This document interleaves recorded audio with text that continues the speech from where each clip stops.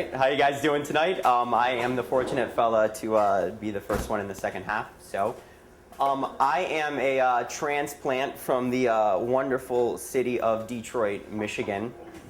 And I've been here now for about 3 years, and one of the things that I've kind of realized the most as I've been here is how much I miss my family and my relatives and stuff like that. And if you would have told me that 10, 15 years ago at home, my relatives were pretty much the bane of my existence.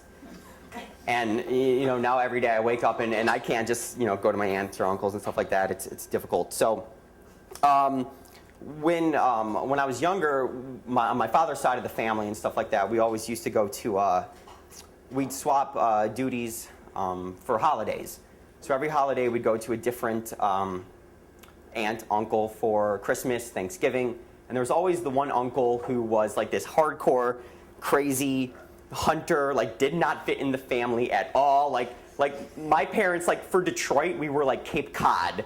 Like my mom was Martha's Vineyard of Woodward Avenue, which it's ghetto as shit.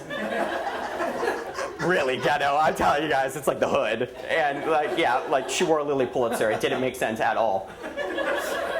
But my uncle really thought he was Ted Nugent, and so like every damn year, when we get to go to his house, like not only did he think he was Ted Nugent, but his children as well, like were mini Ted Nugents, and so they always had these guns and rifles. Those massive head. Like we'd eat dinner and there was a boar that just like ascended the table, and it was disturbing when you're eating boar. So he. I am the oldest cousin, so I should have been the badass, but I was like 200 pounds, and I had blue hair and socially awkward. And my uncle's oldest son, who was 2 years younger than me, was like the hardcore, just I am so cool and suave, and he used to always put me in the most awkward predicaments. We had these little big wheel trucks, and one year he hit my sister and ran her over, and it was my fault because I wasn't watching him. And another year, he chased me around with like this high-power action BB gun, and he shot me, and it was my fault because I enticed him. And I was like, this makes no sense. Like, I'm portly, I can't get away, and he's shooting me. Like, that shouldn't be right. So one Thanksgiving, I decided to become like the Billy Idol rebel that I am. And it was a Thanksgiving, and the family, it was my uncle had a 3-story house, and on the bottom is where everybody used to eat. And so the table was set downstairs, and all the family and the grandparents and everybody's around. They're serving the table, and it was me and the cousin on the top floor.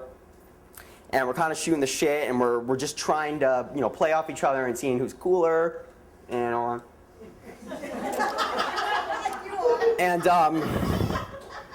so I figured this was my time to absolutely shine. Like the parents' attention was, the house was quiet. I had my cousin in my grasp. So I knew that this was my chance to show that I am one hell of a gangster in Detroit. So on the top balcony, I stood on the ledge of the 3rd story, and I told my cousin that all the cool kids jump off balconies. You're not cool if you don't jump off a balcony. And my cousin, who at the time was a lot more rational than me, but now he's completely out of his mind. But at the time he's like, oh, okay, Evan. And I was like, I'll prove it to you. And so I stood on this balcony, and I put my arms up, and I remember their house looked over a golf course, and it was beautiful, and the sun was shining, and it was just absolutely wonderful. I was like, here I go. I'm gonna jump off this balcony, and it's gonna be great. And I took flight, and I leapt into the air, and I soared. And now, hold on. I'm soaring. I'm going to take it from now my perspective to what my parents like to tell the story as. My parents are at this table. My mom is at the aft of the table facing the window. and they're quiet, and my grandma was a very religious woman, and so they're quiet and they're saying their thanks to the turkey that is deceased on the table, and as heads are bowed, my mom's kind of just looking out the window, and all she sees is, and I'm face down on the ground. And she's in shock. She's not sure, like, was that my son? What is that? Is this a blessing from Jesus? Which I am, of course. But before she could react to the situation of her son laying unconscious face down in the grass, my cousin ran downstairs screaming, "Evan's dead! Evan's dead!" And so the whole family's up in arms, and the turkey's spoiled, and I really destroyed everybody's holiday, and yeah, so you guys look beautiful tonight. Thank you.